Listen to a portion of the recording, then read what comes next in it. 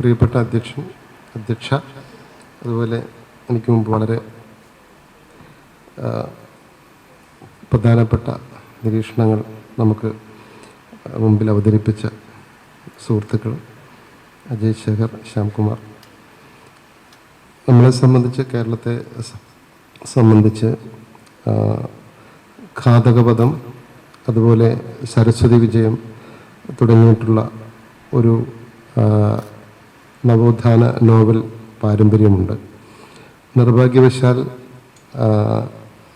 നമുക്ക് ലക്ഷണമൊക്കാത്ത കൃതികളായിട്ടാണ് നമ്മൾ അവയെ കണ്ടത്. ഇന്ദുലേഖ എന്ന ലക്ഷണമൊത്ത കൃതിയിലേക്ക് സാഹിത്യ പഠിതാക്കൾ വളരെ പെട്ടെന്ന് മാറുകയും നിരന്തരം അത് നമ്മുടെ എല്ലാ വിദ്യാലയങ്ങളിലും സ്ഥാപിച്ച് വരികയും ചെയ്യുന്നു. അതുപോലെ തന്നെ ഒരു പ്രത്യേക സമൂഹത്തിൻ്റെ അവകാശങ്ങളിൽ മാത്രം ഊന്നിയ മലയാളി മെമ്മോറിയൽ കേരളത്തിൻ്റെ മൊത്തം ആളുകളുടെ പ്രശ്നം അഭിസംബോധന ചെയ്ത ഒരു മെമ്മോറിയലാണ് എന്ന ഒരു നുണ അത് റിപ്പോർട്ട് കൊടുത്ത അന്ന് മുതൽ ഇന്ന് വരെ പ്രചരിപ്പിച്ചുകൊണ്ട് ഇരിക്കുന്നു എന്നുള്ളതാണ്.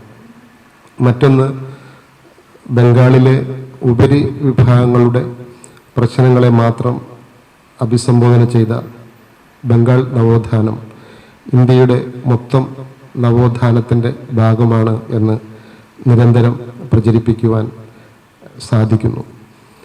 അതേസമയം എനിക്ക് മുമ്പ് സംസാരിച്ച രണ്ടുപേരും പറഞ്ഞതുപോലെ കേരളത്തിലെ തദ്ദേശ ജനസമൂഹങ്ങളുടെ നവോത്ഥാനവും അതുപോലെ മഹാരാഷ്ട്രയിലെ ഫുലെ ഉൾപ്പെടെയുള്ളവർ മുന്നോട്ട് വച്ച നവോത്ഥാനവും ഓരോ സന്ദർഭങ്ങളിലും അത് മറക്കുകയോ അതല്ലെങ്കിൽ അതുമായി ബന്ധപ്പെട്ട സംവാദങ്ങളിൽ നിന്നും ഒഴിവാകുവാൻ മലയാളിയെ നിരന്തരം പരിശീലിപ്പിക്കുന്ന ഒരു മുഖ്യധാര ബോധം നമ്മളുടെ പൊതുമണ്ഡലങ്ങളിൽ നിരന്തരം പ്രവർത്തിക്കുകയും ചെയ്തു.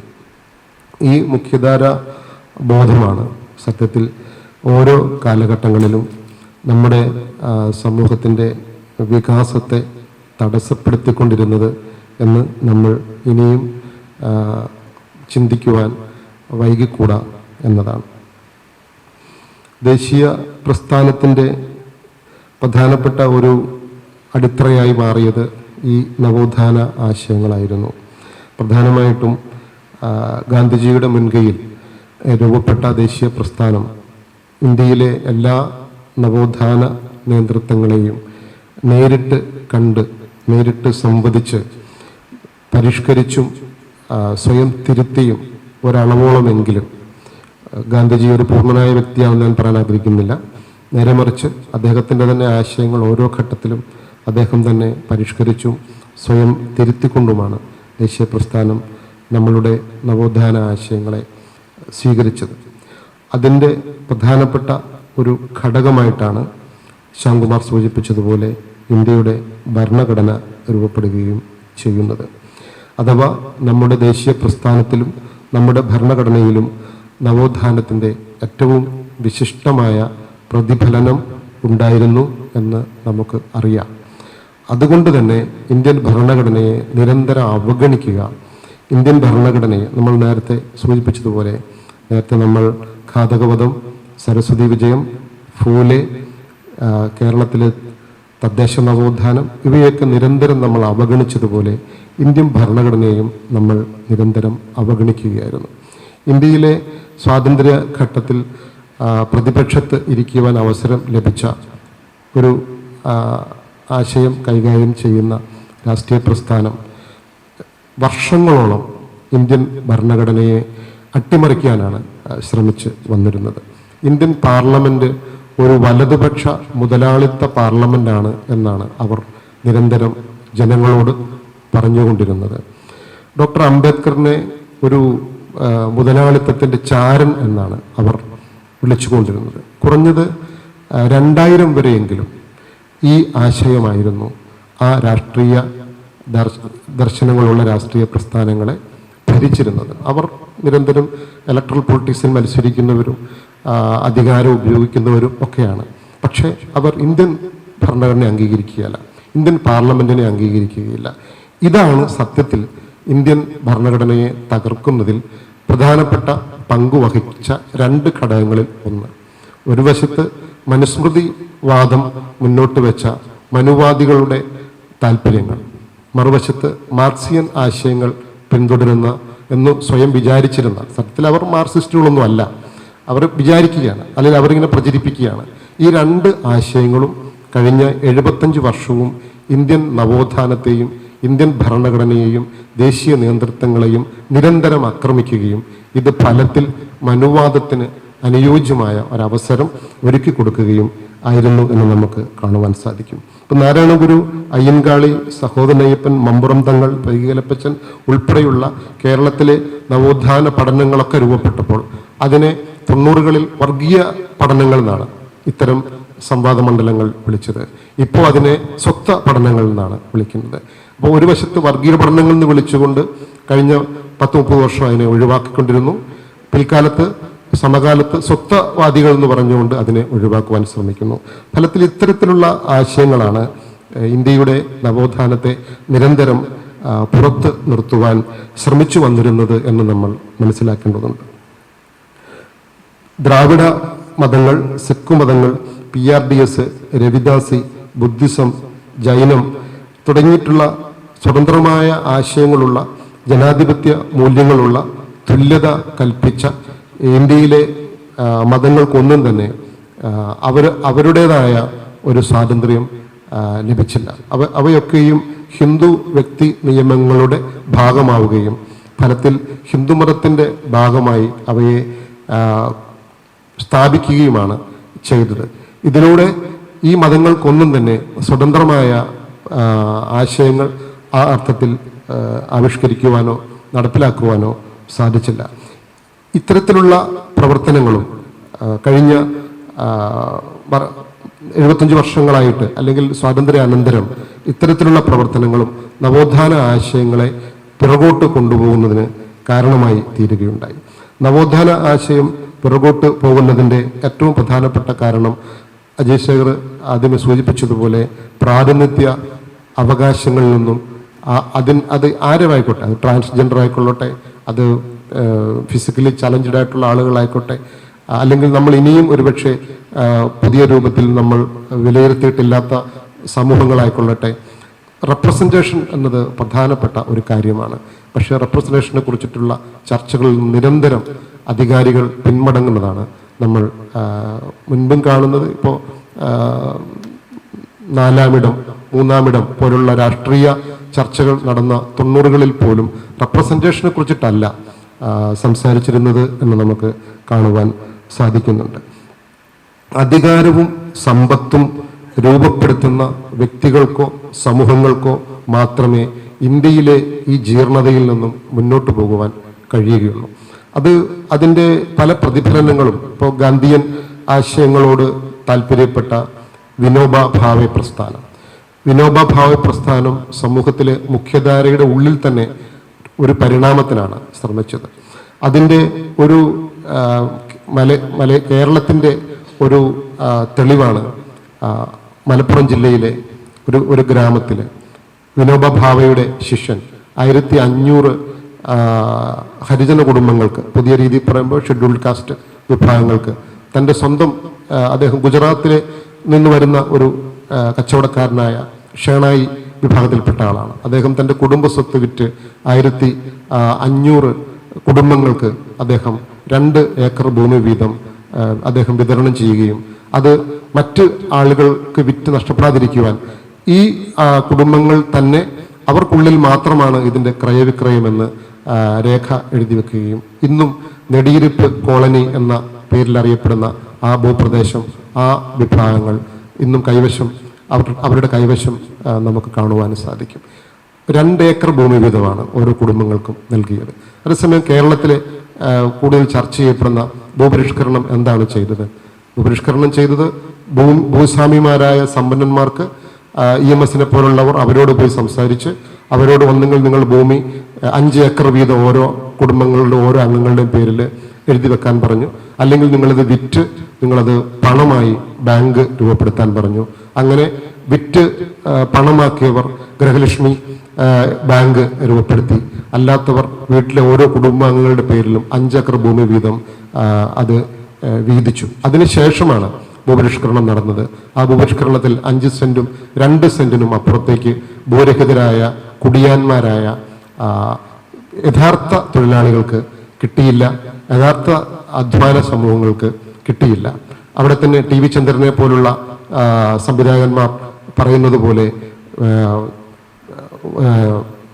പണി നോക്കി നിന്നവന്, വയലിൽ നോക്കി നിന്നവന് ഭൂമി കിട്ടി, വയലിൽ ഇറങ്ങി പണിതവന് ഭൂമി കിട്ടിയില്ല. ഇതാണ് കേരളത്തിൽ നടന്ന ഭൂപരിഷ്കരണം.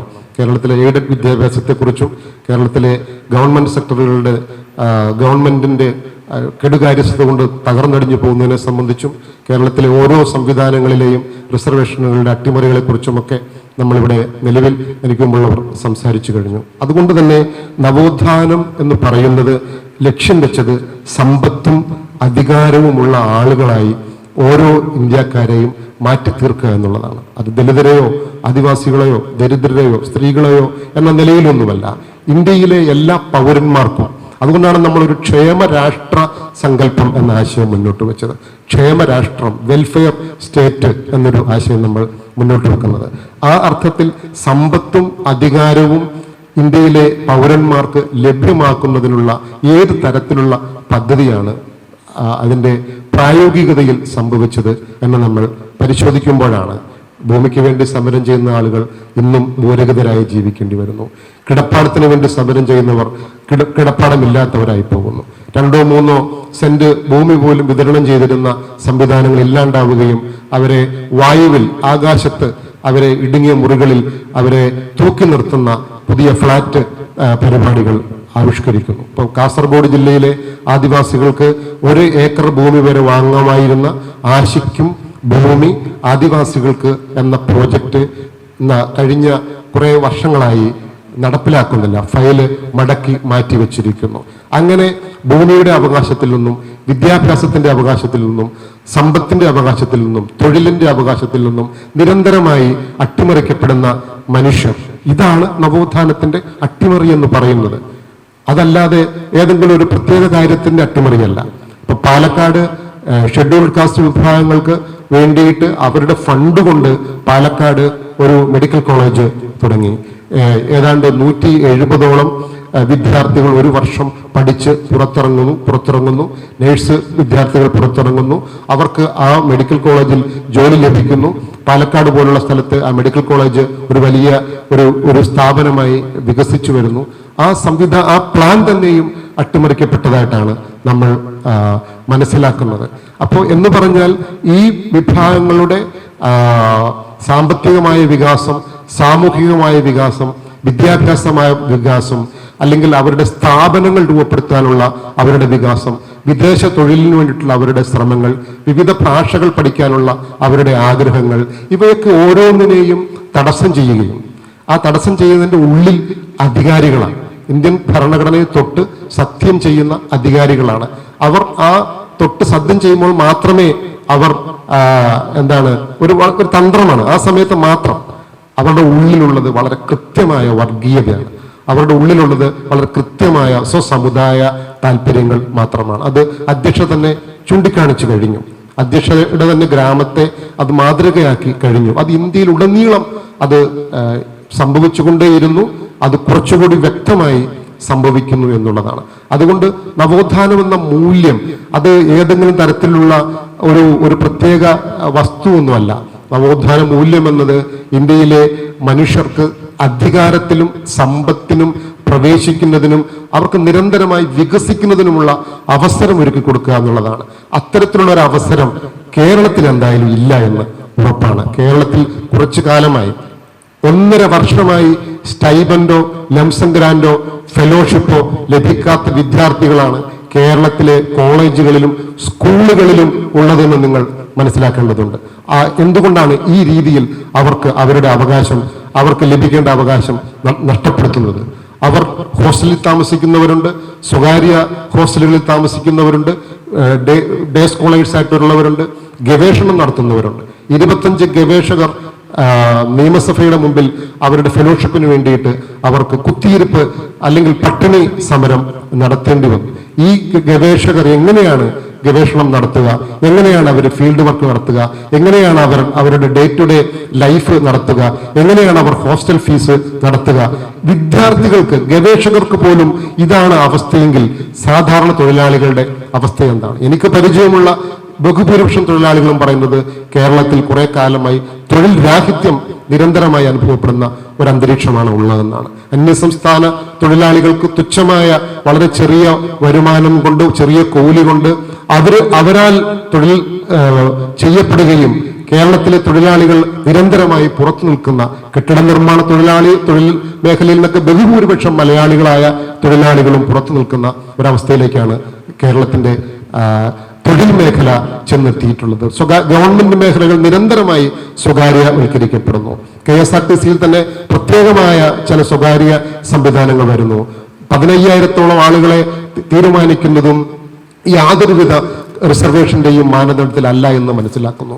അതുകൊണ്ട് തന്നെ നവോത്ഥാനം എന്നത് എവിടെയെങ്കിലും ഏതെങ്കിലും തരത്തിൽ ഒരു കവലപ്രസംഗത്തിന് വേണ്ടി അല്ലെങ്കിൽ ഏതെങ്കിലും ഒരു പ്രഭാഷകന്റെ വായാടിത്ത താളത്തിന് വേണ്ടിയിട്ട് തുള്ളുന്ന കാര്യമല്ല. ഒരു മലയാളിക്ക്, ഒരു ഇന്ത്യക്കാരന്, ഒരു സാധാരണക്കാരിയായ പെൺകുട്ടിക്ക് സാമ്പത്തികവും സാമൂഹികവും ആയിട്ടുള്ള അവരുടെ ഉയർച്ച, അവരുടെ പ്രാതിനിധ്യം ഉറപ്പാക്കാൻ സാധിക്കുന്നുണ്ടോ എന്നതാണ് നമ്മളുടെ നവോത്ഥാനം മുന്നോട്ട് വെക്കുന്ന ഏറ്റവും പ്രധാനപ്പെട്ട മുദ്രാവാക്യം. ആ അർത്ഥത്തിലുള്ള ഒരു ശ്രമം നടത്തുവാൻ സാധിക്കുന്ന ഒരു സ്ഥലത്ത് മാത്രമേ നവോത്ഥാനം എന്ന ഒരു ചർച്ചയ്ക്ക് പ്രസക്തിയുള്ളൂ. ഈ പറഞ്ഞ പാലക്കാട് മെഡിക്കൽ കോളേജിൽ ആ മെഡിക്കൽ കോളേജിന്റെ കോമ്പൗണ്ടിൽ നിന്നും 5 ഏക്കർ ഭൂമി മറ്റൊരു നവോത്ഥാന നായകന് വേണ്ടിയിട്ട് ആ മെഡിക്കൽ കോളേജിന്റെ കോമ്പൗണ്ടിൽ നിന്ന് തന്നെ മാറ്റി വകയിരുത്തിയ ഒരു രീതിയിലാണ് നമ്മളുടെ നവോത്ഥാന രീതികളും നമ്മളുടെ പ്രയോഗ മാതൃകകളും നമുക്ക് കാണുവാൻ സാധിക്കുന്നത്. അതുകൊണ്ട് തന്നെ ഞാൻ കഴിഞ്ഞ ദിവസം എൻ്റെ FB പോസ്റ്റിൽ എനിക്ക് എഴുതേണ്ടി വന്ന ഒരു കാര്യമുണ്ട്. ഇവിടുത്തെ എയ്ഡഡ് മേഖല, ഇവിടുത്തെ ഗവൺമെന്റ് മേഖലയിലെ സ്വകാര്യവൽക്കരണം, ഇതിൽ നിന്നും വലിയ വ്യത്യാസമൊന്നും UGCയുടെ റിസർവേഷൻ അട്ടിമറിയിലോ അല്ലെങ്കിൽ NEP-യിലോ ഒന്നും കാണുന്നില്ല. ഇതിന്റെ അന്തർധാരകൾ പലപ്പോഴും ഒരുപോലെയായി നമുക്ക് തോന്നുന്നു. അതുകൊണ്ട് ഇവനെ നമുക്ക് അദ്വൈതമെന്ന് വിളിക്കാം. രണ്ടല്ല, രണ്ടും ഒന്ന് തന്നെ എന്ന് നമുക്ക് വിളിക്കാം. അതുകൊണ്ട് തന്നെ നമ്മളുടെ ദേശീയ നേതൃത്വങ്ങൾ, ഇന്ത്യൻ ഭരണഘടനാ നിർമ്മാണ സമിതിയിലെ വ്യക്തിത്വങ്ങൾ വളരെയേറെ ഇന്ത്യൻ സമൂഹത്തെ വളരെയേറെ ഭാവിയോടുകൂടി കണ്ട ആ ഒരു ഭാവിയെ മുന്നിൽ കണ്ടുകൊണ്ട് ഇന്ത്യയിലെ ഡിപ്രസ്ഡ് ആയിട്ടുള്ള മനുഷ്യർക്ക്, ഇന്ത്യയിലെ ഭൂരഹിതരായ മനുഷ്യർക്ക്, ഇന്ത്യയിലെ തദ്ദേശ സമൂഹങ്ങൾക്ക്, സ്ത്രീകൾക്ക്, മറ്റ് ഇതര തരത്തിലുള്ള ശാരീരികമായ ക്ഷമതയില്ലാത്തവർക്ക്, ദരിദ്രർക്ക്, ഏത് ദരിദ്രർക്കുമായിക്കോട്ടെ, അവർക്കൊക്കെയും ഉയരുവാനുള്ള, അവർക്കൊക്കെയും വികസിക്കാനുള്ള, അവർക്കൊക്കെയും തുല്യമായി ജീവിക്കാനുള്ള ഒരു സംവിധാനം രൂപപ്പെടുന്നതിന്റെ പേരാണ് നവോത്ഥാനം. ആ തരത്തിലുള്ള ഒരു ചർച്ച രൂപപ്പെടട്ടെ എന്ന് പറഞ്ഞുകൊണ്ട് നിർത്തുന്നു. നമസ്കാരം.